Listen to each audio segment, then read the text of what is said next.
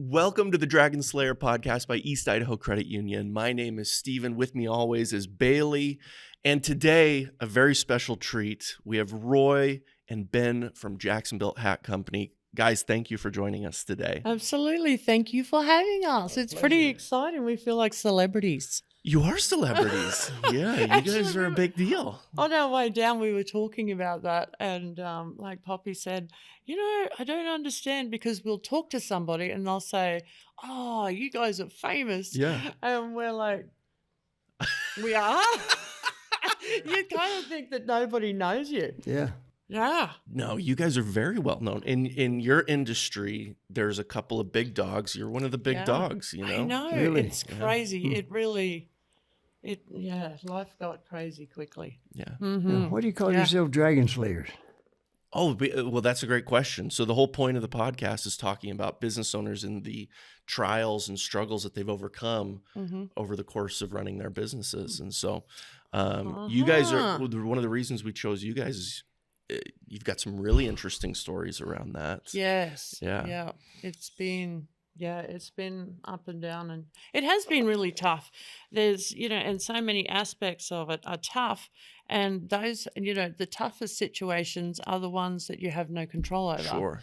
Like, Sometimes the dragon wins. That's right. Yeah. Yeah. No, that's true. Unfortunately, Well, but we like to stay positive, but some days it's a little bit tough when you're not getting your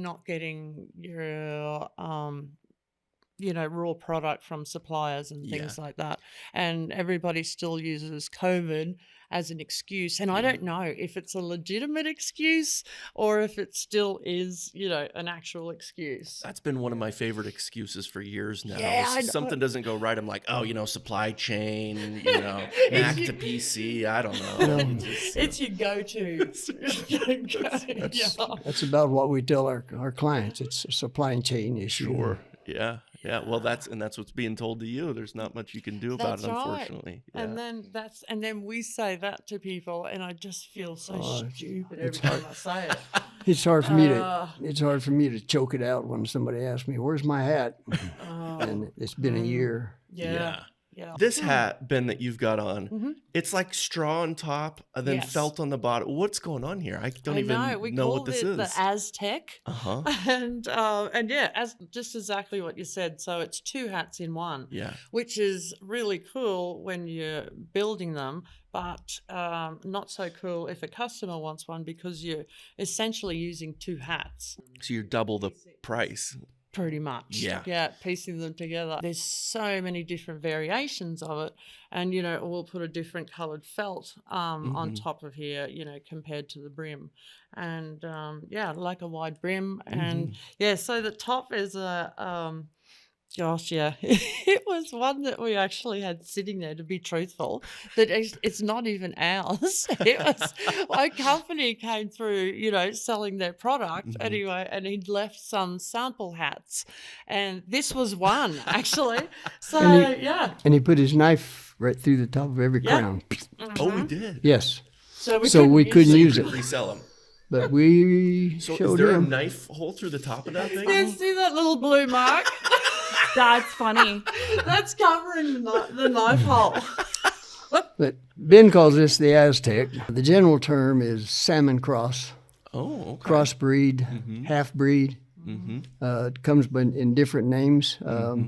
Actually, the fellow that I apprenticed with down in New Mexico, Daryl Sullivan, he had some clients down there in that desert country of New Mexico that wanted a hat that felt like a felt hat, that was heavy enough that felt like a felt hat, but had the air movement around it like a straw hat. Interesting. And so he came up with what he called the crossbreed down there. Interesting. So this might be a stupid question, but what season is it appropriate to wear half straw, half felt? That is I think not every a silly season, right? question. No, actually, basically summer. Yeah. Okay. And it makes a huge difference. Once you have one that's got venting up top, it's hard to go back to something that doesn't, because it really does. the wind's blowing and you just sit there and go, oh, this is good. Everyone else is going, got sweat dripping down their face and like, yeah. So it does, and not so much in winter. It'd be a bit cool. No, we've got cowboys that wear hats, black hats, all winter, all summer. Oh yeah, I see those fellows during the summer, and I think they're crazy. Yeah. That was one of the things Dad told us growing up. There's 3 things that you don't come home with, and you don't come home with a guy that wears a black hat. You don't come home with a tattoo or face piercing. So yeah. So you did all 3, I imagine. Absolutely. Yeah. Yeah. Tell us about your hat here. Well, this is a silver mist color. It was actually meant for another fellow that never came back for his hat. I still got his name in there. We had one poor bugger die the other day. Oh no! Waiting for his hat. Yeah, so the poor bugger. So I put that out. They're taking supply chain, it's rough like that. Yeah. But it happened to be my size, and so I just borrowed it because he hadn't come to pay for it. So sure. Yeah. It's been like 3 or 4 years or something. So. I imagine he's probably not coming back at this stage. I kind of doubt it. He sees me in it around town anyway. Am I? Oh, does he? Yeah. Oh, shame. Yeah. I didn't know that. Oh my goodness. Yeah, so if you're listening and can't see, Roy's got 3 toothpicks in the side of his hat band here. Well, I don't like feathers too much, and I adopted a toothpick because they were useful. And then pretty soon it became decorative, and I put 3 in. As they are. Yeah. And then pretty soon they got to the point where people wanted to borrow them. I couldn't convince them that they were sweaty and oily and dirty. It tastes great. And so I just glued them together. So now there's 3 toothpicks glued together, and that's just my calling card, I guess you'd say. There you go. I love it. I like that. Yeah. So people actually would come up and say, hey, can I borrow that toothpick in your hat? Not just anybody, but people I knew would. And then there's the loyal followers, of course, that have to have one, like Poppy's. I've had several that come in and order hats, and I'll be wearing, I wear all my hats with the toothpicks in them, but I'll be wearing a particular hat, and it's got the 3 toothpicks, and they want one just like me, and it makes me feel pretty good. Yeah. You guys are one of the premier custom hat makers in the world. And you guys ship hats all around the world. You do things for Hollywood. You got folks running around in Saudi Arabia wearing your hats, right? Yeah. That one took me by surprise. Yeah.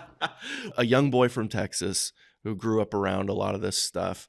I had known about you guys for maybe a decade or so before I ever moved to Idaho. Then I came to Idaho working for the credit union, and we were just going around. It was like my first or second week, and we were going around doing a tour of all of our branches, and we have a branch in Salmon.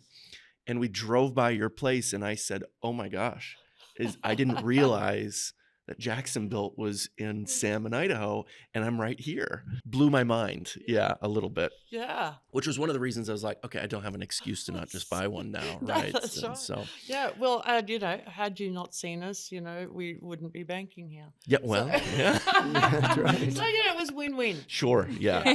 Been good for all of us. Yeah. So I want to go back in time just a little bit, and I want to talk about how did you get to where you are now? So, Roy, I know a little bit of your story, and you mentioned before you apprenticed in New Mexico. How did you, if we went back in time, how did you get into making hats? I didn't come from a family that built hats. There was nothing glorious about it. When I left New Mexico, I needed a job, and I didn't have one. Well, I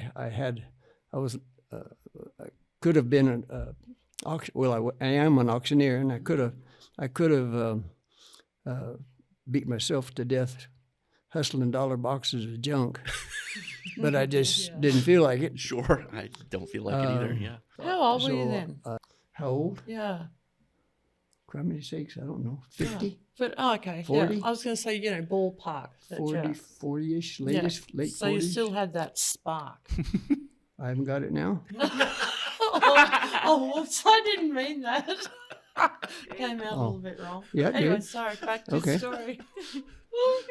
And I wanted to come to Salmon with something to do. I had anticipated being in the boot repair business, but didn't. That didn't work out. So I've worn hats all my life and thought, well, okay, I'll go apprentice with a friend of mine who I had gone to college with that owned a hat company, and I asked him if I could apprentice with him, and they took me on, and $6,000 later and 3 months later, I trotted off back up to Salmon and had a steamer and a lot of hope.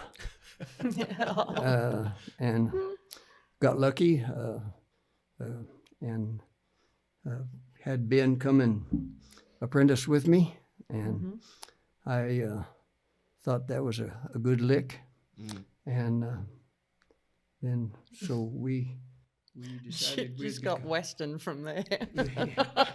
we decided we would join up, and we did, and things have taken off faster than we've ever anticipated. I guess had we been doing it, well, I've been doing it for a long time already. Yeah, yeah. If I'd have done it 20 years before the first 20, Yeah. Or maybe the first 30, we'd probably have several stores, maybe. Maybe, Who knows? yeah. Actually, and saying that, you often think, and we've talked about this too, like, at what stage your business gets to where you say, okay, this amount of people want, the product, and we only have this amount of, capabilities and time, daylight, to actually build the hats. And so, at what stage do you go, okay, you wait, we're staying as we are, or do you grow?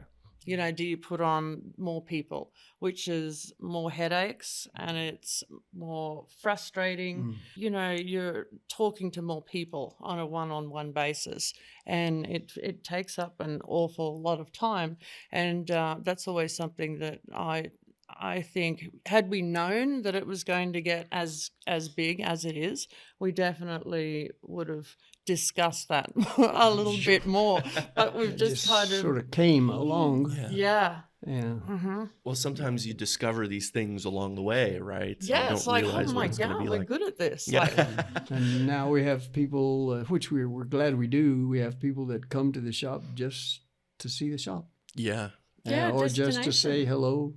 Yeah, to one of us. I do it all the time. Yeah, every time I'm in town, I come by and just look at all those old hats up on the wall and talk trash to Roy for a few minutes, and then I leave. Right? It's very easy to do. Yeah.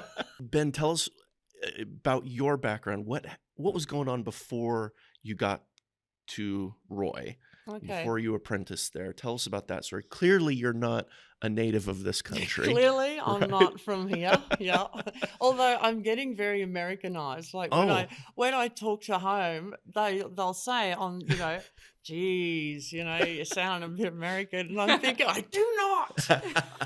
Anyway, boy, when they tell her that, boy, the Australian stuff just starts to say crap. At home, I grew up on cattle station. A cowboy hat at home is an essential part of your uniform, I guess, so to speak, every day. As sure as somebody's going to pull on a set of boots, they're going to put a hat on their head, because it's the skin cancer capital of the world, where we actually are. I used to pull hats apart and have a look at them when I'd get a hat. And I was over here traveling around when I was 21 and went into a hat booth and talked to them, and because I didn't really realize that you could get a custom hat back then. Were you at some event, some show or something? Yeah, down at the NFR. Yeah, okay, and, there you go. Playing up like a second-hand lawnmower, I tell you. It was a good time. Oh, yeah. Yeah.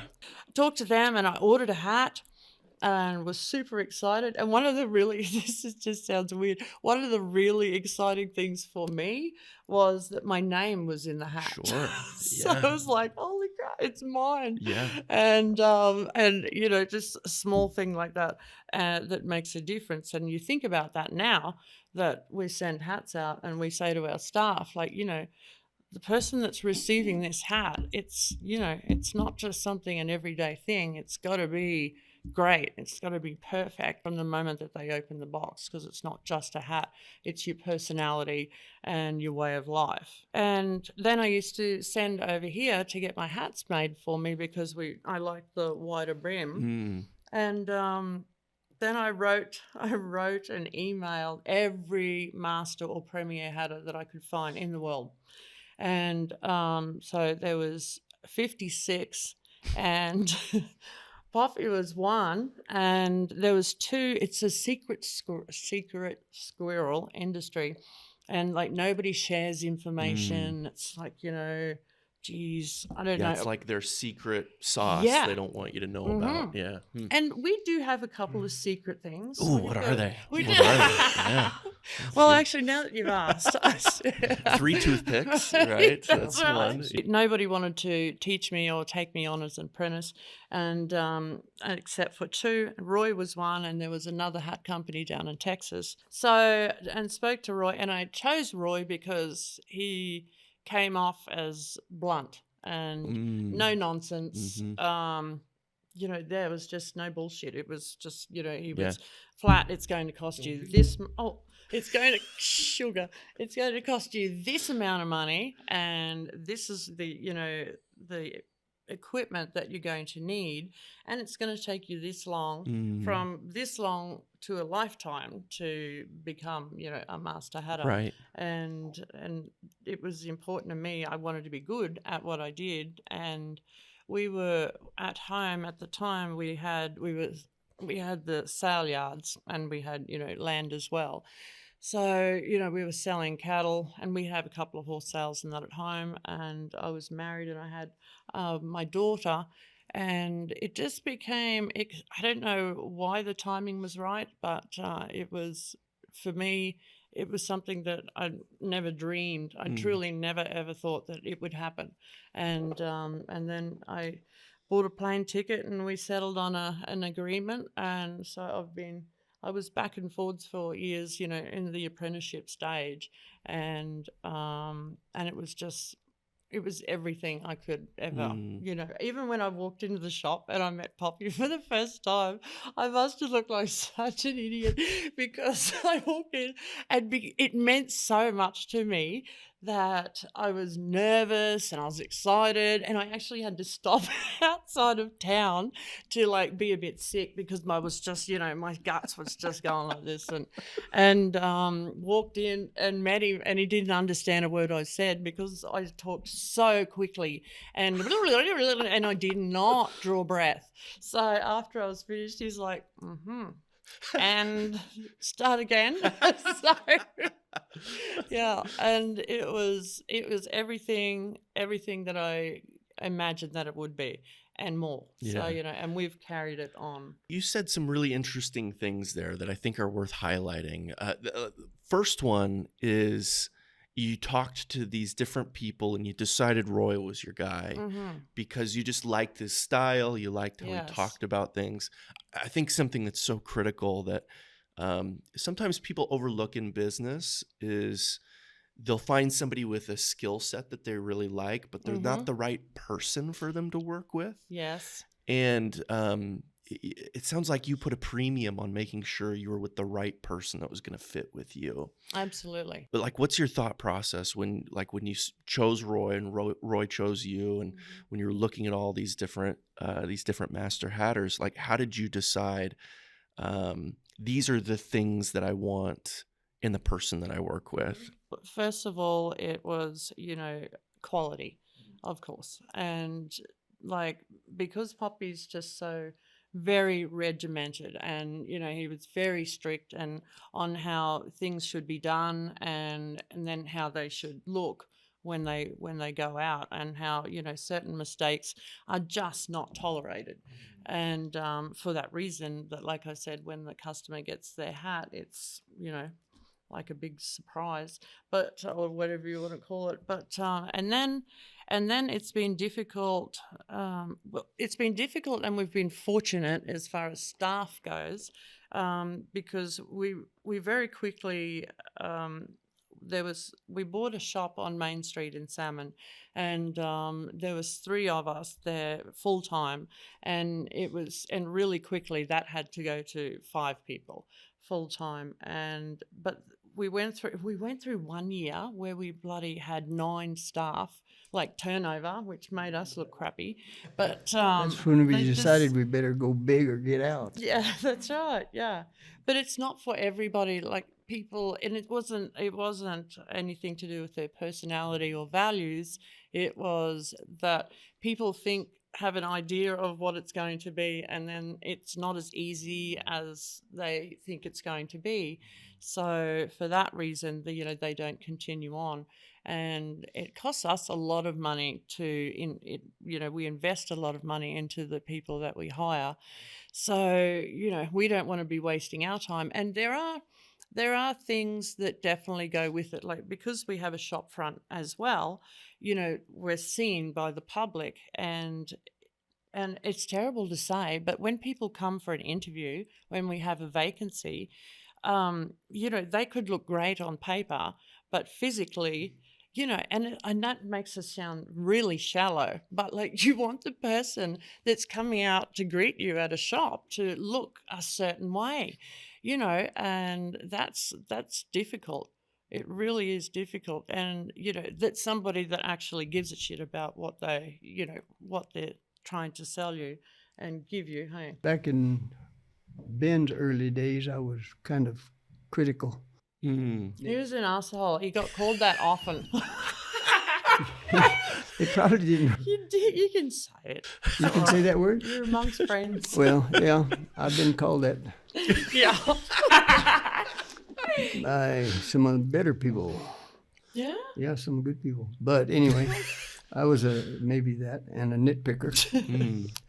But we would go through the day, and Ben would take notes, and at the end of the day, we would sit down about 4 o'clock, and we'd close up at 5 maybe, but we'd go through Ben's notes, and we'd decide what she knew and what she didn't know, and we'd go.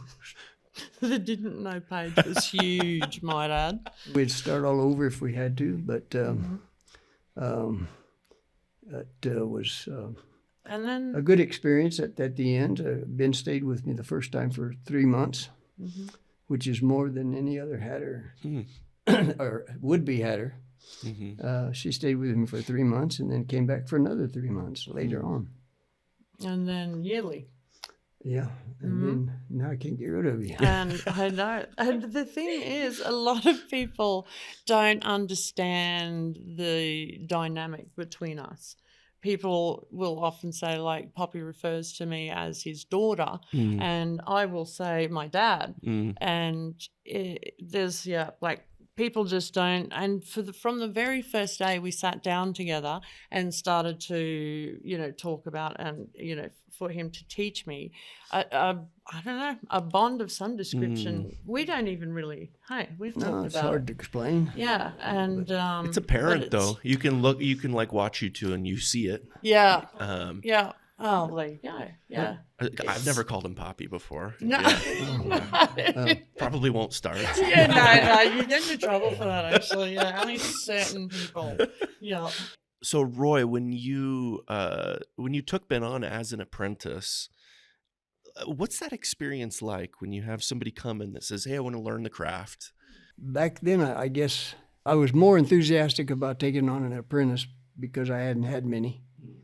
Still haven't had many, but I'm a little more conscientious about who we teach.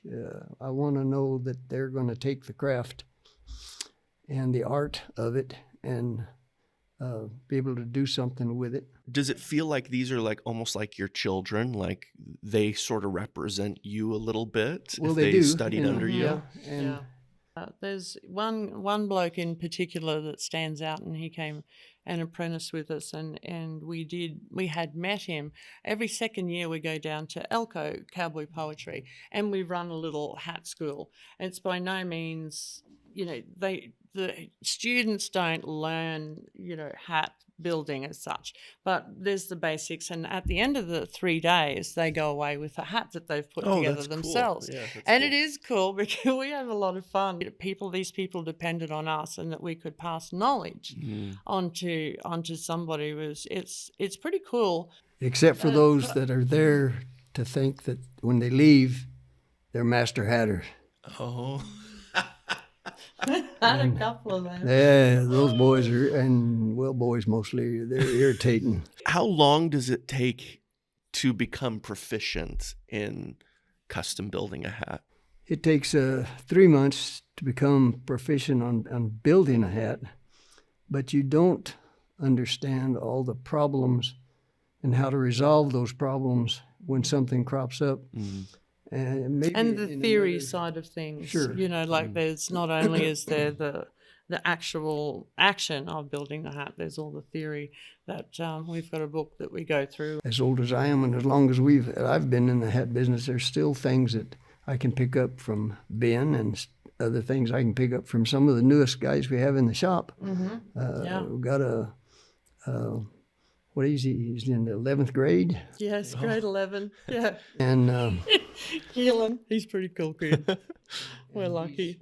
Stuff he picked up on, and he'll come up with an idea that, give him credit for, it makes sense. Mm-hmm. I might pick it up myself. Yeah. Steal it from him. Yeah. When you have a vivid imagination, it goes wild. And when I said I feel that I still apprentice is because there's always things to try, and and you mess up and then you try again and you mess up, and and then eventually you find what works. And it's really difficult to pass that information on to somebody else. It's so hard earned, and like you saw the thing happen and go wrong or go right, and trying to explain that when somebody hasn't seen it themselves can be a challenge. Yeah. You mentioned the occasional cowgirl line that you guys offer, and it just reminded me of this funny thing that happened. I was down in Fort Worth. I can't remember. Maybe it was like the Snaffle Bit Futurity or something like that I was at. Yeah. Yeah. And so I was down there, and I was staying at the Stockyard Hotel. Was it good? The Futurity? Oh, yeah. Yeah. Oh. This is a couple of years ago. It's How always good, though. The parties good? They're great. Nice. Yeah. So anyway, one night, I think it was my first night there. So I'm staying right on the Stockyards, and I walk across the street to this little bar and restaurant, and there's a fella who looks basically like me, right? He's wearing Wranglers, he's got the pearl button snap, cowboy boots, the hat. Handsome looking. He's great. Yeah. He's a great looking guy. Yeah. And so I walk up, and I just start talking to him a little bit, and I'm like, hey, what are the stocking rates out here? It's been dry out here this year. How are things looking? And he's like, oh, I have no idea. And I'm like, oh. And he's like, yeah, I install pools for a living. He's like, I just like to dress like this. He's like, that's awesome. I think that's great too. Yeah. Absolutely. It's definitely, we had a bloke that was from Australia, and he, we do movie reenactment hats and things like that. And he sent over, I can't remember his occupation. Oh my goodness. Yeah, and he wanted us to make a hat like this bloody picture, and it was top hat. Yeah. That had been crushed. Oh, a crushed top That's hat. what the one he wanted a brand new one that looked shitty like the old one. So yeah. Did he see it in a movie? That's what it was from? And it was just his style. Just his style. Yeah, just his. And then he wanted like 13 different colors of ribbons. Yeah, so he could swap the crown band out, to match his outfit for the day. Yeah, that was a challenge. It was cool. So how do you make a top hat that looks terrible like that? Yeah. Good Do you question. like make it and then you go crush it? Like you Well, throw it out in the road, or how do you do don't that? start it. No, we don't crush it so much. We try to crease it. We actually Okay. have got one in the shop at the moment that we've got to take out to the shooting range and shoot holes in it. So yeah, that's true too. It's sitting there. I've got to remember to do That is it. so funny. Yeah. Guy wants bullet holes in it. Yeah.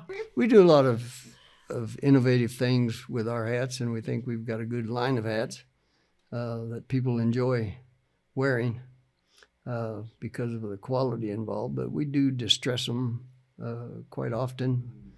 Can't understand sometimes why they want them distressed, but if you just wore them, they'd get distressed. Yeah, I feel like you have to earn that personally. That's right. Yeah. You do, but like, you know, we shouldn't say that for the people that No, love distressing.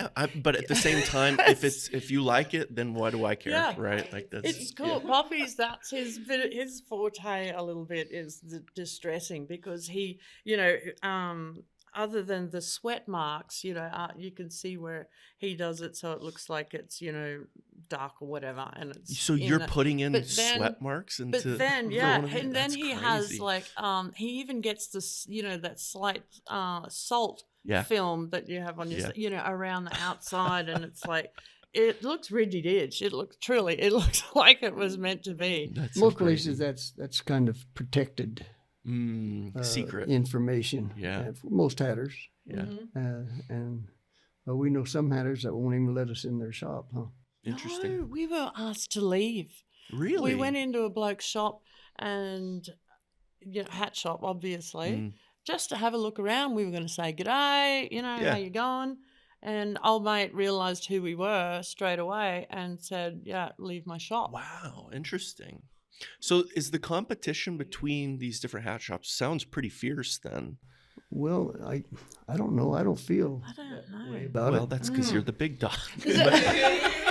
But we, you know, we'll share with most anybody. There's some things, unless if they're working for us, they may not pick up on. No, that's right. There's some things that we keep proprietary. There's one hat company in particular that I idolize and think that they're great. And when I look at, we looked just the other day on their website at because I wanted to check something out, and didn't bloody do it. And anyway, we were there looking, and I had one of our staff with me, and then we've gone, holy shit.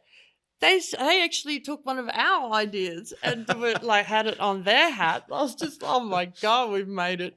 Yeah. So we actually made a Donald Trump Make America Great Again, Yes, red felt. Oh, wow. Yeah. It was, we didn't put it on our website because, controversial thing. Sure. And, because the wounds are still fresh. Did it say Make America Great Again? Yes, it did. It said it on there? Yeah. That's so funny. Which we painted. Painted there. Yeah. Yes, we did. Well, we had it lasered on first, and then we painted in the laser, but to make it white. But this customer even come back and had us as now we have the hat back in the shop. You got a line through it now. No, he wants 2016 here and 2024 back there. I want to know, how many hats do you personally own that are in your personal collection? 10. 10. Okay. Yeah. That's not too many. Yeah. I'd have 14, 15 on many occasions that you go to a horse sale or a fair or whatever the case may be, and somebody will say something about your hat, and then you'll have a yarn about it, and then next thing you know, they've bought your hat. Yeah. So, and you're standing there going, alrighty, so go and get another one. And, so they'll buy it right off your head because, and then it's. But we have a customer in New Jersey, by the way. He sounds, he sounds like a mafioso guy, but he's a transplanted Texan, weightlifter fellow, nice as he can be. But gosh, I bet we built him 350. Wow. Yeah. Wow. At Easily. least. Yeah. At least 350 hats. And we'd ask him, where do you put them? Yeah. How do you wear them? He'd say, well, I've got a bedroom that's devoted to nothing but Jaxonbilt hats. Yeah, it's kind of like, it's bloody amazing. It's like he's a Jacksonbilt hoarder. Well, I think he would be a hat hoarder of some sort. Yeah. Can't say that too because fast. there's so many of them that he hasn't even worn. Yeah, that's crazy to me. And now the poor fellow, he was a weightlifter, and he had some problems with his back, and went into surgery, and now the poor fellow can't walk. Oh no! And so that was terrible. But we still keep in touch, but now he's sending the hats back. Now he wants us to sell them for him. For us to sell. He's got a big head butt, so they're not moving very quickly. But he was a big fellow and had a size 8 head. Wow. Yeah. That is big. Which I'll bet you, let me ask you this question. How do you get the hat size? Like when you go to your shop to do it? Yeah. You put this contraption on my head. Okay, that gives me the hat shape. Oh, okay. The size. Oh, did you actually use measuring tape if I remember right? Okay, let's just pretend for pretend's sake that your head is 23 inches in circumference. Okay.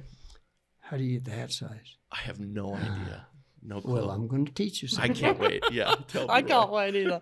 Let's go. Do you remember what pi was from high school? 3.14. You got that down. Yeah. You take 3.14, divide it into the 23, and that'll give you 7 1/4. 7 1/4. Okay. I just happen to know that. Yeah. Just the reason I picked 23 inches. Because you had it memorized. It was convincing. It was very convincing. I carry these rulers with me all the time. It has that on it already. So hat sizes are done in eighths, right? Mm-hmm. So you have like 7 3/8, right. 7 1/2, and so on and so forth. Is anybody like in between one of those eighth sizes? Nearly Probably everybody, right? You just go nearly up everybody to the full size from there, or do you, when you're actually building a hat for someone, you're like, well, you're 7 and like. When we build a retainer for the head, for the hat, that's supposed to be the same measurement and size and shape as the customer's head, we try to build it to their size and their shape. We don't use the hat size, right?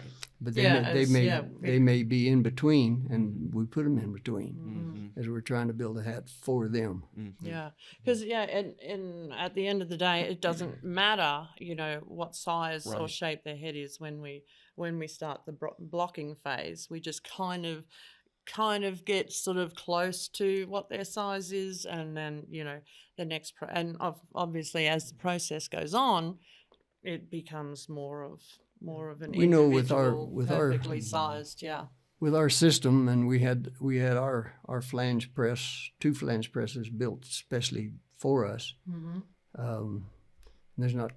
We're very old school still. We still use like wooden tools that they did in the 1800s, and we got electric irons though. We do, but it's a heavy bugger. It's holy moly. We had you lift it one time. Did you? Yeah, when you were it's got to be like 12 pounds or something crazy like that. Yeah. It's just 20 pounds. It was Is it 20 pounds? Yeah, that's right. Wow. So we just like whoop. Not really. It is cool, like actually being in your shop, because it does feel like you're stepping back in time a little bit. It's really neat. It's neat to just go in there and see what's going on. You guys have been really, really successful, but I want to hear about some of the challenges that you overcame along the way. What do you feel like are some of the biggest issues that you had to work through and figure out to push the business forward? Paperwork for starters. Oh my goodness. It's been a very big learning curve. And what do you want to... it's just become my full-time job, just about. Paperwork. And as far as challenges go, there's, in the midst of, I know for myself, starting to where it is now, technology has become, it's a challenge, I find, and it takes up so much time. You could spend a whole day, and that whole day is just answering emails and questions and things like that, which takes you away from what you want to do, which goes back to the conversation before on how big do you want to get. And that's truly, as far as I don't understand how some of the corporations do it. I mean, the big corporations, doesn't matter what business they're in. Biggest challenge is definitely the internet. and what is possible and what's not possible. And then there's the kids tell us that there's people that are on the computer and they have all these people following them, but they've purchased them. And I don't understand that. And my granddaughter, Ben's daughter, actually handles our social media side. And she's in Iowa. How in the heck she's handled it from over there is a blind spot to me. Yeah. And she's always getting mad because Poppy's always, you haven't done this. And she's like, I have done it. He just doesn't understand. The thing I found is neither of us had a lot of experience bookwork-wise, accounting-wise. Yeah, you're hat makers. Yeah. That's right. Yeah. And, that's been the biggest challenge because all we want to do is build hats. Right. And I don't even really want to go out and talk to the people. Right. I just want to, talk to the people like it's like my following. But, you want to do what you love. Yeah. But the challenge is actually making the wheels turn. And having things up and running so you can eat next week and so you can pay wages and the things that really count. So definitely accounting and the internet. Been a challenge. I was going to ask, what kinds of things have you guys tried to do to mitigate the challenges that come from all this peripheral stuff that's outside of just building hats? We did finally get an accountant that does I our close payroll my eyes for and us. hope it'll be okay. We did finally hire an accountant, and I'll put a plug in for you all too. We have a good banker. Sure, the Yeah. best. Absolutely. No, well, there. it's true. It's, That, there's no denying that. we can go in down there, and the girls down there in that East Idaho Credit Union in Salmon, they know your name. Yeah. They go straight to your account and pull it up, before you've even got to the counter. Right.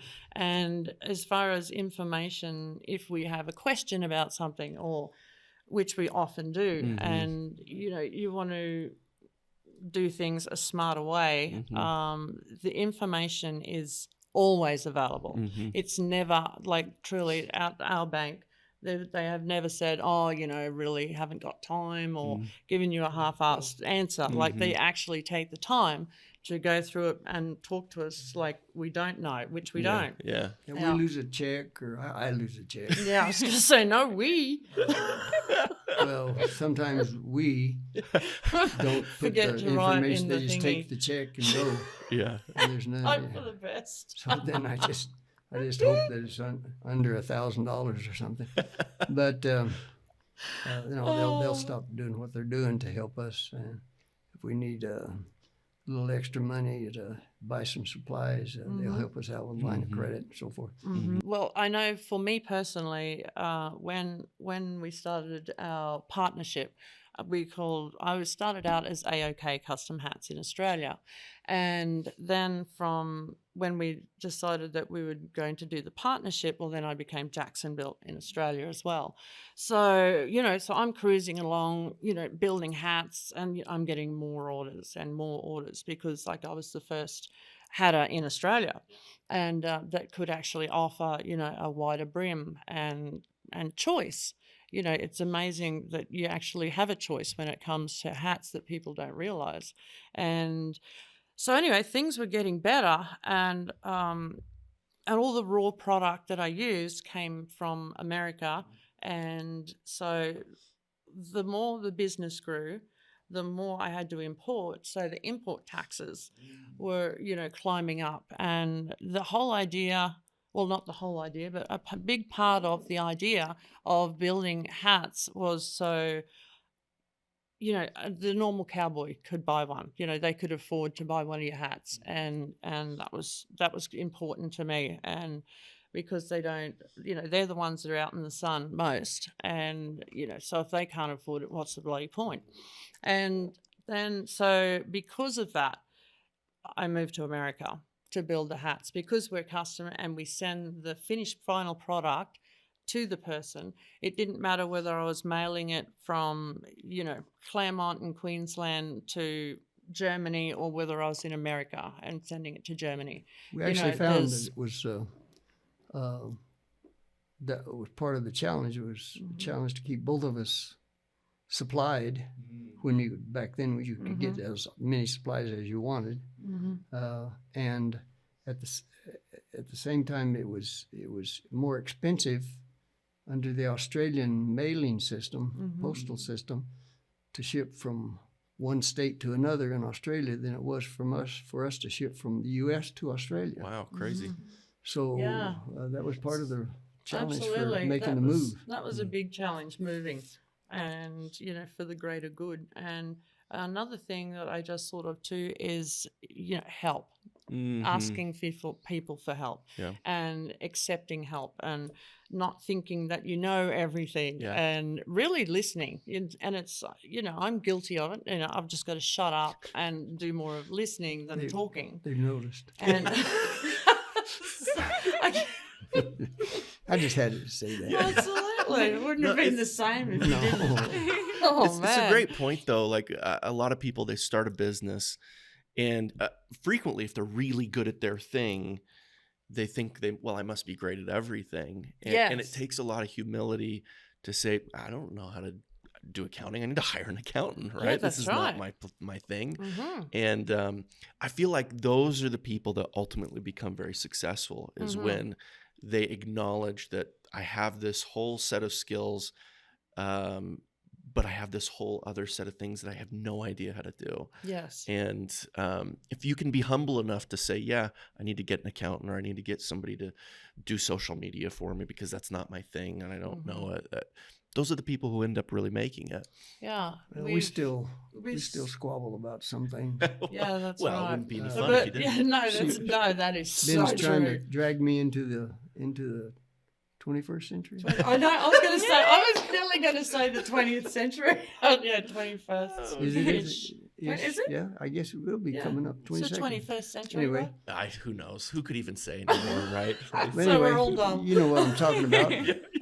Trying to drag me tooth and claw, and I'm holding on to the past. I still do a spreadsheet by hand. Oh wow! Yes, you should see it.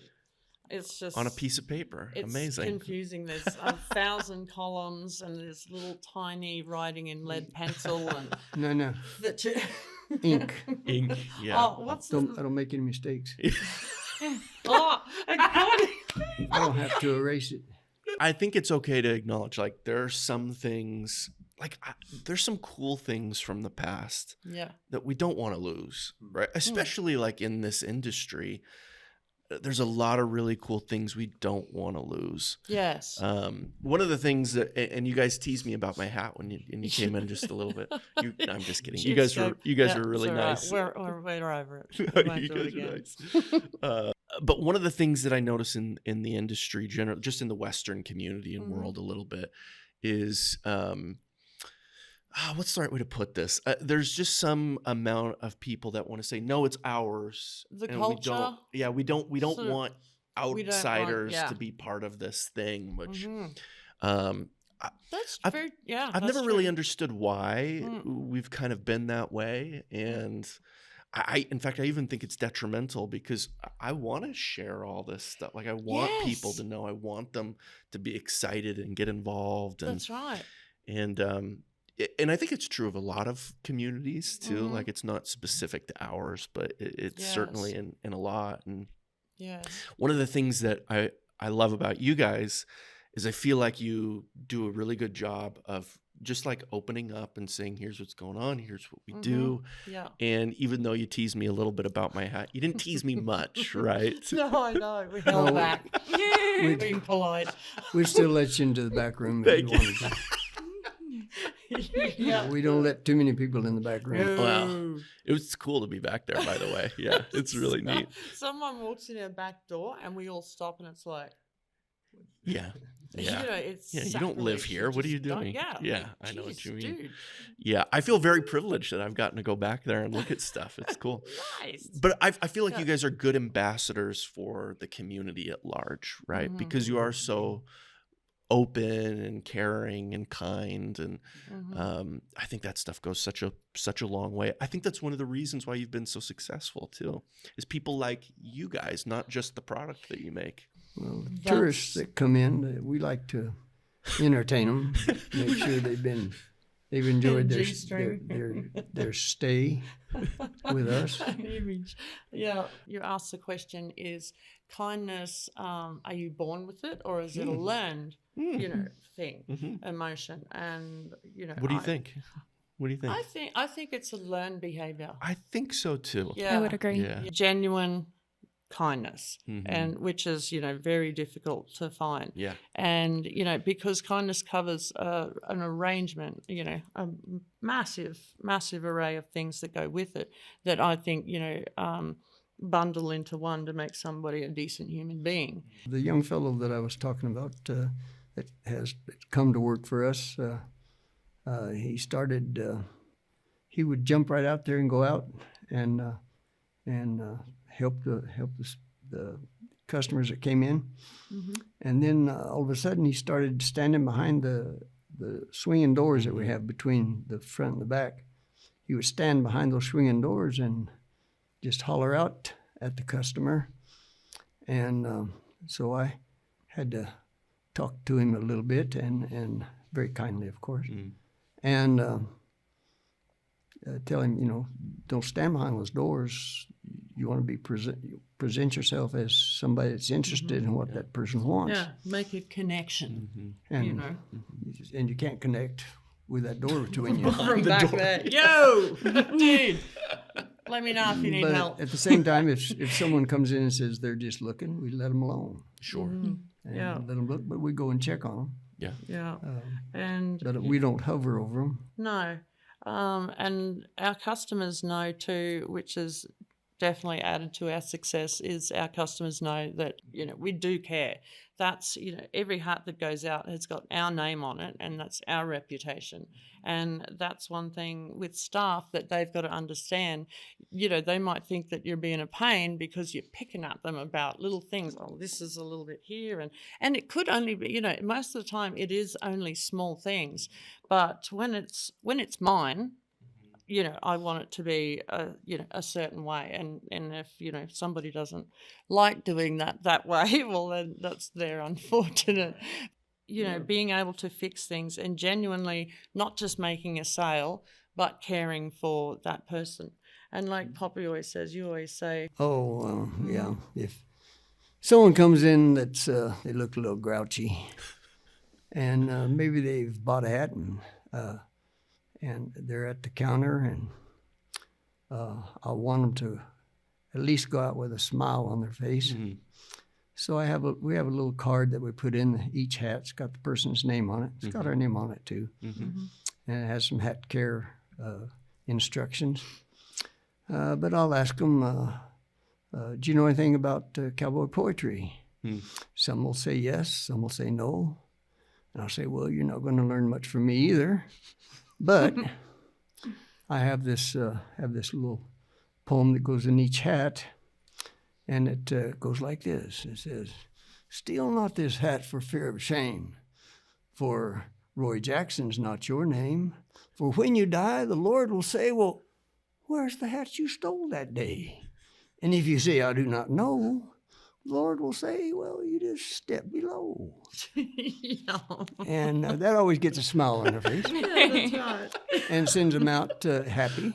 Yeah. So one way or another, we make them smile when they come in. That's right. Or when they go out, for sure. But, for the life of the hat, though, it belongs to us. It belongs to us first, and then the customer. So, we kind of share it, I suppose. Well, that's one of our I don't know what you'd call it. That's just one of the things we do for our customers. Just how we roll. Yeah. Well, it's our hat and their hat as long as they own the hat. Right. We take care of it. Yeah. And that's forever. So that definitely helps when you're genuine, and and you actually enjoy what you do. It's not just a job to feed the family. We'll clean it and shape it and do whatever's necessary to it, except for a full renovation, that is. And if they have to ship it to us, we'll always pay the shipping back. Mm-hmm. Yeah. That was one of the things I was really impressed with when I first went to your shop was the obvious pride that you take in everything that you do there. And Thank you. in fact, Roy, when you were fitting me for my hat, you told me, you were like, look, we'll do whatever it takes to make sure that this hat works for you. If we need to reshape it, we'll reshape it. For as long as you own it, we'll reshape it. We'll clean it up for you. And I was just like, that's cool. That's really cool. Yeah, it is. As a person, I mean, it would be comforting to know that. Yeah. Mm-hmm. You think, they've got me, if anything, Because most hats are going to last more than 3 years. Or should last more than 3 years. Well, I mean, yeah, but like just as a. I think I spent $60 on this hat. A little bit more in our shop. Well, and that's the difference, right? Like, and the reason that I decided, I was like, I'm going to pony up the money to do this. Yeah. Because first of all, the high level of quality that goes into it, the fact that you guys are going to care for it basically as long as I own it. I'm going to give this hat to my kids and my grandkids one day, right? It's going to be an heirloom piece, Yeah. And so I was like, it's going to be worth the money. And if I don't have to spend, a few $100s every couple of years, I probably end up way ahead anyway, right? That's right. Yeah, well, that's true. Yeah. And, talking about renovating and restoring, and it's amazing because we use fur felt to build the hats with, and not like a wool felt or some other manufactured type of thing. And of course, Nutria and Beaver is they're the sort of the duck's nuts of the. I didn't know you used Nutria. Yeah, that's interesting. Yeah, well, their hair fiber is very mirrors the Beaver. Sure, I would think so. They're both like water critters. Yeah, that's right. Yeah. So I don't know what led me to even talk about that bit. Well, it's. I mean, if you've been in your shop and you've actually just put your hands on one of those hats and felt it, versus feeling this, you can instantly you can tell a difference. Oh, they're night and day. They just feel like you can tell, like, oh, this is nice. This is really, really like nice. In the building process, there's there's part of it where I'll I can't help it. I'll close my eyes and just feel it, and it's just cool. Yeah. Because it's you bring this piece of nothing to life. Yeah. And we're passionate about it. Like it's it's a creative thing, and the better the quality, the more we can keep it living. Breathe life back into it. Yeah. When it's looking a little bit haggard, and it is incredible how we can restore them. Like it's pretty neat. Yeah, and then depending on the quality of the hat, like people don't understand there's X's. A hat is. Explain the quality levels in the X's to people, because most people aren't familiar with this. Okay, do you want to do the X thing? Well, and then I'm going to ask you what X you think this hat is. Back up about 150 years or so, and John B. Stetson given credit for the first cowboy hat. Yep. And he was running around the prairie with somebody, I guess, had to be, and he would collect.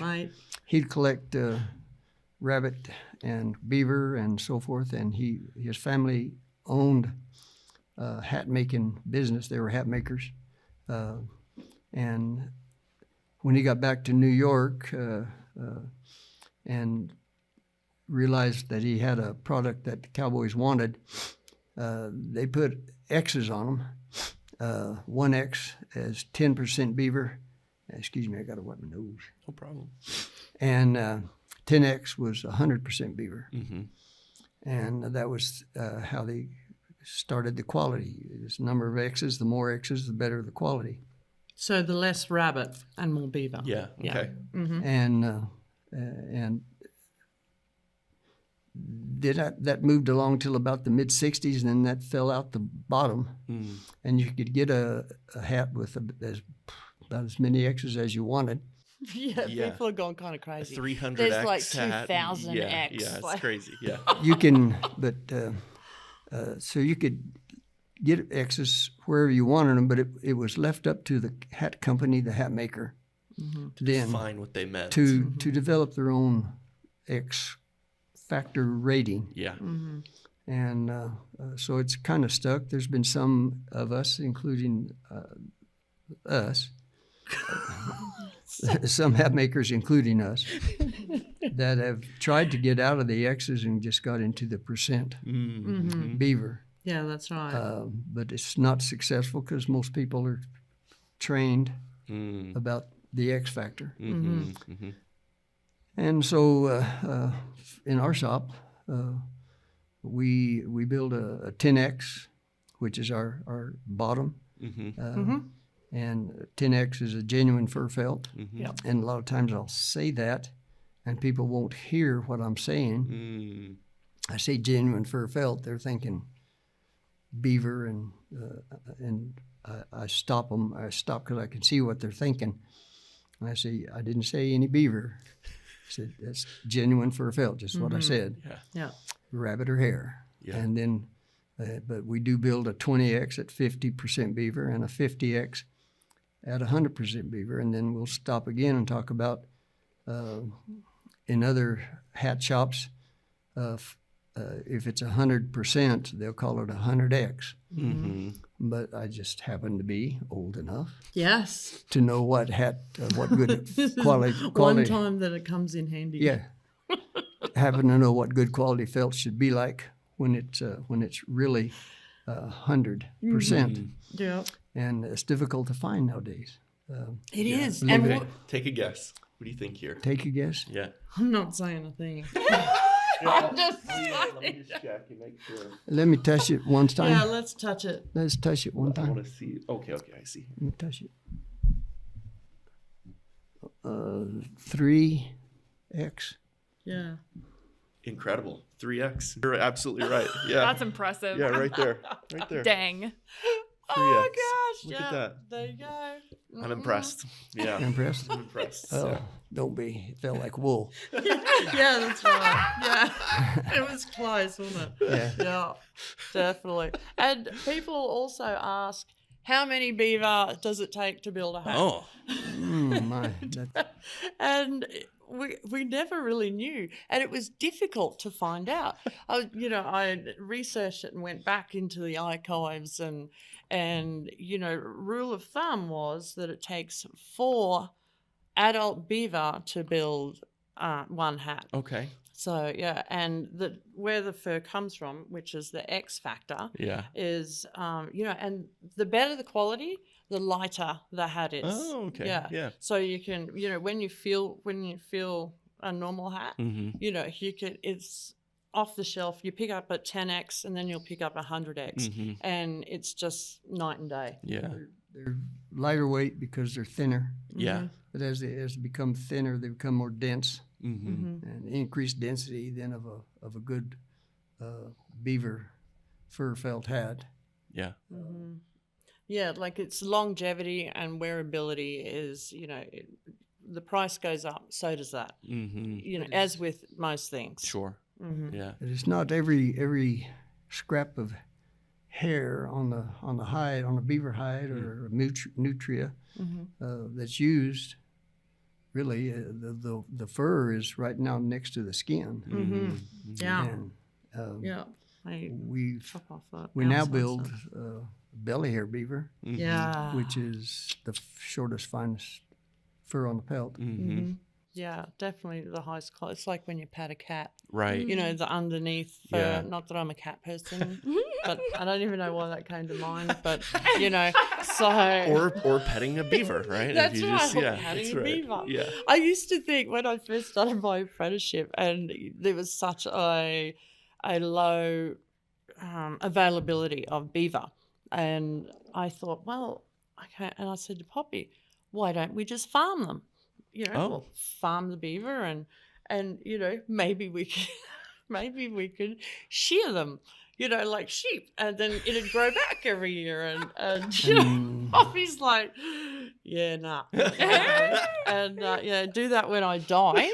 And beaver have actually never successfully been farmed. Interesting. Yeah. The reason nutria they brought nutria over from South America to the southern states to farm them. Yeah. My great grandpa was a nutria trapper in Louisiana when I wasn't born yet, but in fact, that's how he bought the first farm. Our family farm was he trapped nutria for the state of Louisiana, and then they're still trapping them. How very cool. Yeah, so that's how we bought the farm. Yeah. Not bought the farm, but you get what I mean. Yeah. Sure. Paid it off. That's right. Yeah. This is stupid. I don't know what nutria is. Oh, it's a little.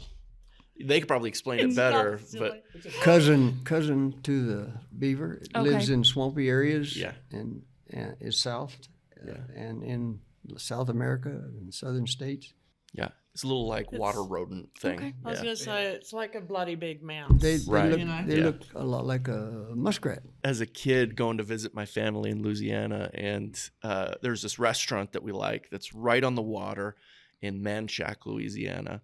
And you would sit and order and you'd eat catfish or whatever, and you'd see all the nutria swimming around in the water outside. And so I have all these weird memories of nutria as a kid. Holy moly. Wow. Gosh, eating catfish. See, that's just so foreign. Really? Yeah, to Australians. You wouldn't eat a cat? No. My God. They're delicious. They're so good. They're so horrible. If you think catfish is disgusting. So that side of my family is all Cajun French, and so we'll eat everything.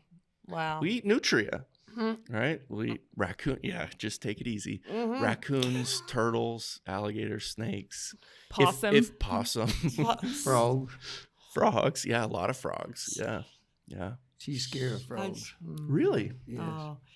Everyone has their little thing, and now everyone knows that mine's frogs. Thanks very much for that. Yeah. And I'm sure we'll get a box in the mail. Yeah. Oh, good thing I don't open the mail. There's so many weird unknown things that people have about hats, they're made of nutria or whatever. What are the strangest questions that people ask you about your business, about the product that you offer? How to wear a hat. They put a hat on in the shop, and then they want to ask you how it feels. And I always tell them it's not my head. Yeah, that's you tell me, Then I try to explain to them that, I wear my hats differently than what Ben wears hers and so forth. I like to wear mine so it leaves a red mark across my forehead. As when I screw it down, I don't want it to come off. Right. I don't wear stampede string. No, right. that's And stampede strings so then they'll jostle that thing around up and down. They just get out there and start shaking their head around. Oh, they do. People, do these ones, and good thing nothing came off. Yeah. But they'll ask you, how it should feel. And what sort of hat is going to suit me? Yeah, is the biggest question. What style suits me the best? And you have to have an answer. You do. A lot of these folks, this is going to be the first hat that they've ever worn, and they may only wear it out of the shop and never wear it again. So you want to be happy with it. So you find an answer for them, and we've got charts and we've got things that you can look at to tell you.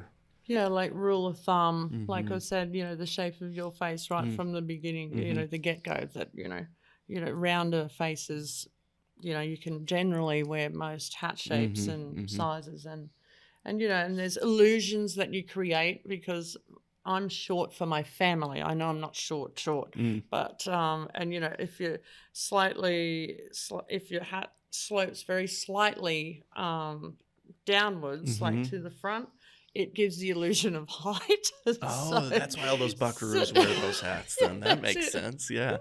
So, little things like that and, petite women, obviously a smaller brimmed hat and, and then you talk about the sharpness of your, of the shape and, but that's the biggest one. Tell them how to, show them how to put a hat on. So it'll stay on. Grab a hold of it over here and put it on like a bonnet. They haven't worn a hat. They do. A lot of people. Oh my gosh, it's me. Put it on the back of their head. And then sometimes, do you wear a hat on the back of your head? How does it stay on? How does it stay on, Vale? I don't know either. I look at them all the time and go, I thought they bobby pin them in, or maybe don't I'm know. making that up though. I don't know. Maybe. Sometimes, No. maybe. It just. I don't think we're doing much. We're just kind of like chilling, taking pictures, Oh, you know? You know? So you're not like. They're not working Nice. cattle or Okay, anything, yeah. I guess. Yeah. You're That judging makes me right now, sense. you know? You can't. It's okay if you're going to get a drink of water or something. Lift it up there, but Well, that's another thing too. You know, we ran a competition once about, you know, what else is a hat used for other than, you know, for sun protection. And Was of it like a course, social media thing yeah, where that's people right. could It pick? was That just one sounds of fun, those, actually. mess around ones, and you know, people came up with some funny things, and like fanning a fire, Yeah. and you know, watering your horse or Yeah. your dog or whatever, Yeah. you know, the case may be. Yeah, that's that And- classic Stetson image. Yeah, where Yeah, you're watering yeah. the horse out of the hat. Yeah, that's Yeah. an emblem. yeah, that's right. Yeah, that's it. Yep. Which is weird when you think about it. Is it weird? Well, it's a hat and it should go on your head, and if that's their emblem, you would think the hat would be, you know, just thinking. So They're being kind to their horse. just word of wisdom there to Stetson. You know, maybe change that. Yeah, give the emblem to us. Yeah, that's right. Yeah. Let us have it. Right.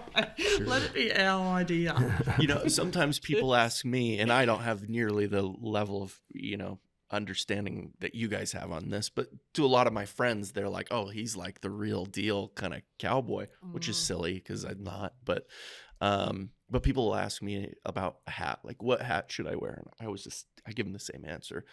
Whichever one like makes you feel good. Yeah. Right. Like whichever one you put on and like makes your feet tickle a little bit. And, Yes. you know, that's the one you wear. Good answer. Yeah. Sure. Yeah, it is a good answer. It's your personality. It's you. Everybody's hat takes on their own character because, you know, someone will grab it here and it'll look crooked. Yeah. But it's supposed to be that way because that's their look. And you can see a hat, you know, from, you know, long way away, or you looking for someone at a bar and, you know, and you're looking at, and you see the hat and you know that it's them straight away. So, Right. you know, oh, there they are. That's his Yeah, hat. you're right. Yeah. It's interesting how it like takes on the personality of the wearer. Yeah. Which is such a unique thing about hats. They'll Yeah. ask us, well, what's the correct way to put on a hat? Mm. And I always tell them, however you're going to put it on, it's going to take on your personality anyway. Mm-hmm. So you And then grab it there's- here, you grab it here, you grab it this way, or like Tom Selleck, that's the best hat putter honor I've ever seen. Tom How Selleck. does he do it? Oh, I'm he trying to uses remember. both hands. Yeah. Two hands like this, like Puts it one in on the in front, the- one in the Yeah, back. yeah. like That's that. impressive. Yeah. And then he pushes it down in the back, and it fits. Yeah. Tom Selleck, Strip, he's the next John Wayne. God bless. God bless John Wayne. We've actually got in We do our have. shop at the moment, talking about old Wayne. He, Don't you call him Wayne. sorry. You be respectful. We have his the actual hat that he wore in The Shootist. No way. Wow. Yeah, which was his last movie. Yeah. And we've got One of my favorites, The too. actual The hat. the That's hat. so cool. Yeah. It was made by Bailey, Okay. Yeah. and a fellow that worked for Bailey acquired the hat somehow after the movie, because usually the movie production usually holds on to those Right. things or gives them to the actor. Mm-hmm.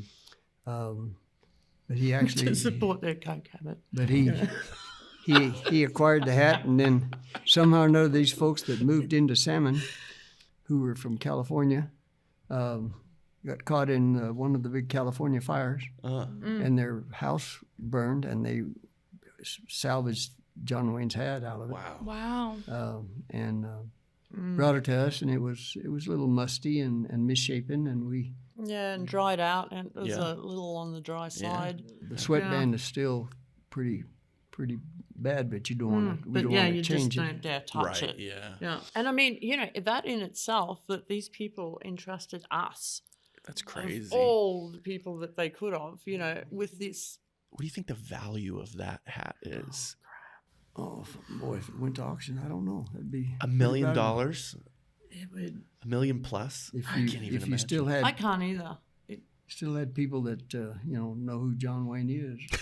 Yeah, now it might be, but later on, no one will, when there's it's like no kids working in, That's a sad thought there. Yeah, you lose over time. You lose it loses value because people forget. No, doesn't it increase in value? Like the older it is, the more authentic from the. Perhaps no, you're if right. you You're probably right. You got to have. Yeah. You got to have two people that's interested. That's right. That's right. Yeah. Either way, it's neat. It is That's really cool. neat. That's We're just like, it was like the holy grail. Oh, that's incredible. It rocked into the shop and We keep it in a case. Yeah. It's in a glass case and. Is it on display out that people can see it? On our, I might have to swing by. Yeah, that's people cool. like crouch down and get a selfie. Taking pictures of it. That's too cool. That's cool. Yeah. So when you're doing a hat for like a film or something like that, do you, because obviously in the film, the idea is they've worn it for their whole life or whatever, right? So are you distressing those hats for films like 100% of the time, or Most of the time. almost always? Most of the time. Yeah. Yeah. What are some of the films and maybe TV shows that you guys have done hats for? Most recent is American Ninja Warrior. Oh, okay. So yeah, the guys that compare that, there were two not that there are hosts. movies, but the hosts. They had hats. The Yeah. two hosts and the one fella from Salmon. We don't usually get the call from Hollywood to make the actual hat themselves. So we build a lot of Haas from Bonanza. Oh, And like the movie A River Runs Through It with old Brad Pitt. Yeah, sure, that fly one. fishing. And everything, and Quigley Down Under. that's huge. And when Tom Ford. when the singer-songwriter died, and lost his name. I shouldn't have lost his name. Singer-songwriter. Anyway, he was popular. Michael Jackson? No. When it's all over, I'll think about it. I'll remember it. But anyway, when he passed away, he was really famous in Europe, and we got dozens of hats to build. Oh, Justified. The Justified hat. Oh, yeah. Yeah, Okay. the Justified's huge. I wish we could get in on the original, the original phone call. But there's hatters that have been around a lot longer than we have, or at least they've got the right folks in their niche that lead them to it. And I wanted to, is that would be something that you would have to chase, Right. I imagine, and put yourself out there and suggest or find out who you do write to to maybe get the call. But, like, of course, Yellowstone. Yeah, I was about to say, you've got to be getting a lot of Yellowstone stuff Yeah, now. we get the reenactments, but, of course, we don't build their hats, but we should. Yeah. We thought we had an in on that one, but we didn't. Yeah, we didn't. So. Don Williams is the fellow. Oh, yeah, Don Williams. Okay, yeah. Not Michael Jackson. No. Okay, I want to ask you this as well. Sure. Your favorite hat that you've ever made? I like the Quigley. Okay. I couldn't wear one. I don't think I could either. I'd look like a toadstool. You would, kind of. Yeah. But the Quigley was probably one of the first hats that I built on my own. That I copied it almost to the point where, the original hat builder called me on the phone and chewed me out. We do get that. Because we were too close.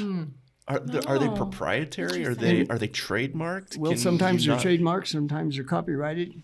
The sometimes actual hat design is. Yeah. Yes. I didn't realize that. Either by the hat company that built it or by the production company, and sometimes by the actor. Interesting. What And about the so- Gus?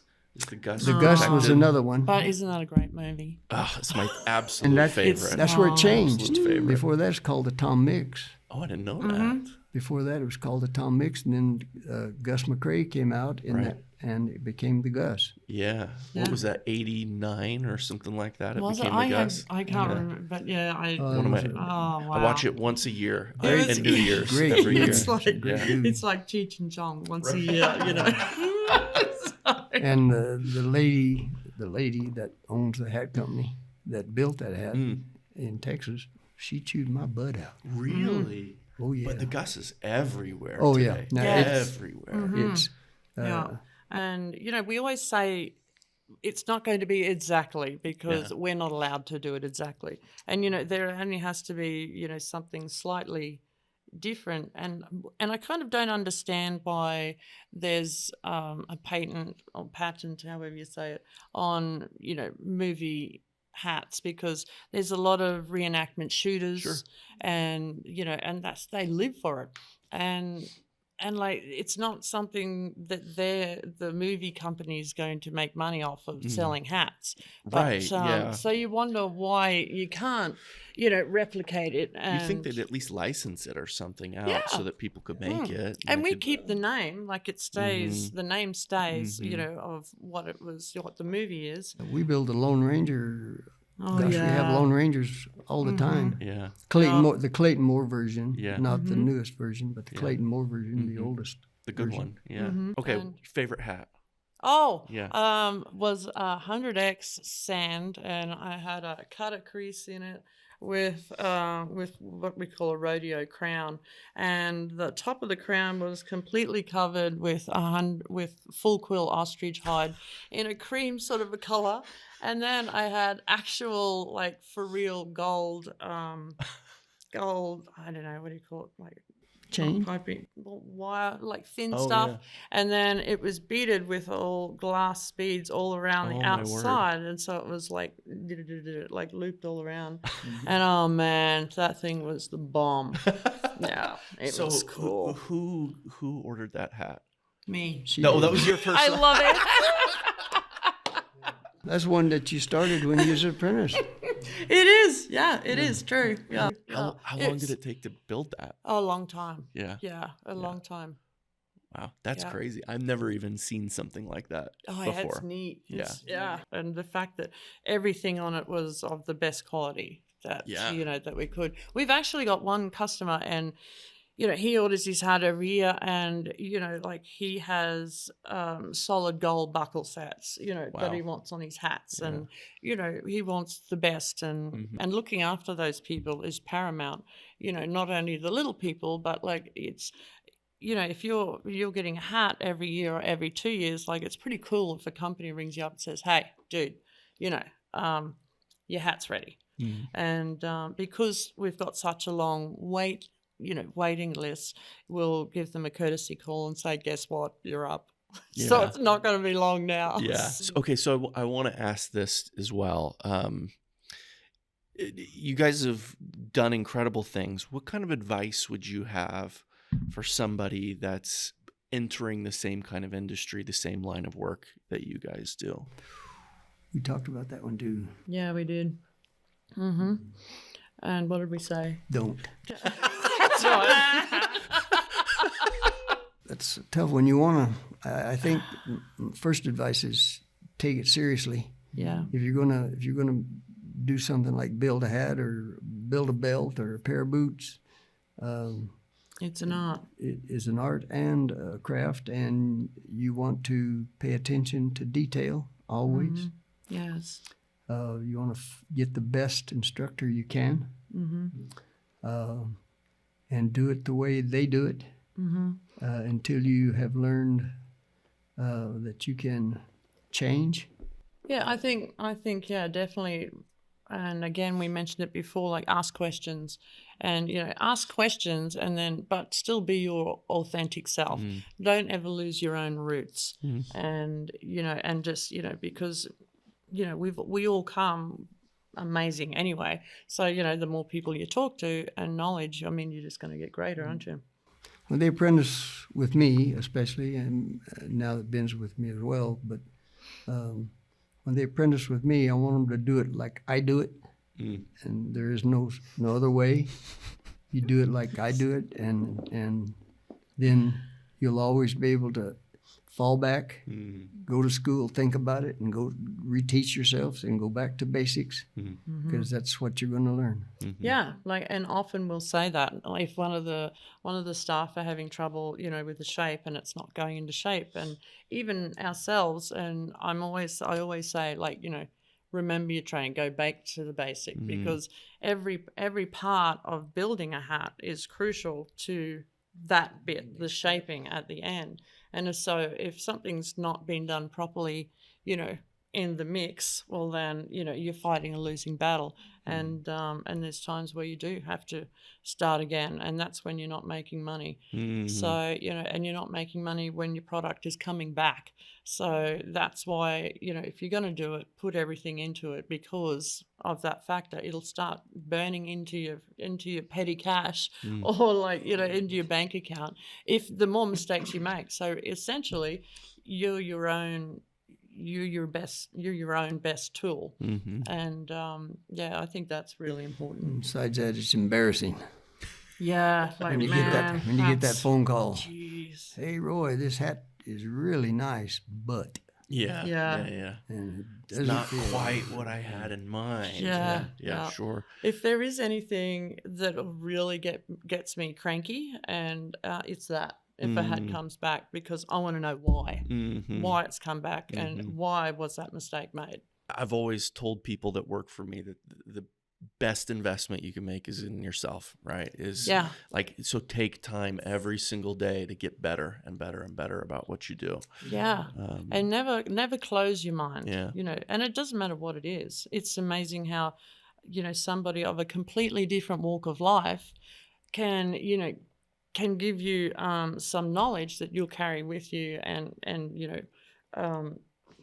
modify it to suit your life, and but it's still valuable information, right? Yeah, no matter what form it comes in. For people like me, what is the etiquette when you're not wearing your hat? What do you do with it? Well, a woman's not bound by hat etiquette the way a man is. That's tradition. When you come into a house, for example, a man would be required to take his hat off. If you're meeting a woman for the first time, you tip your hat. You never throw your hat crown up on a bed. Luck runs out. Your luck comes out of it. Yeah, all the good juju comes out. So if you're going to put it on the bed, you want to lay it crown down on the bed. If you're going into a family, the man would take his hat off, and in this case, the woman would probably take their hat off as well if you're sitting down at a dinner table. Definitely at a dinner table, yeah. If you're at a restaurant, however, if you're at the counter, you're not required to take your hat off. But if you're sitting at a table, you generally will take your hat off and before you eat. Yeah, and then if it's not on your head, it should if it's one of our hats, it should have its retainer in it and be hanging up or in the box, basically, because you've spent that a lot of money on it. And yeah, it's not that it's going to ruin it, but if something sits up against it, and is there for a period of time, it'll get a crease in it or something like that. And then if you lay it flat on the table, brim down. Actually, yeah, I'll do that a lot. Just sit it on the, You can set it on the edge side like that, yeah. But if you set it flat on the table, on any flat surface, flatten it out like that. Eventually flatten the brim out. Yeah. And because our hats come with a retainer, and the retainer, it's it's 1.5 inches thick, and it's really high density polystyrene, and that is made to.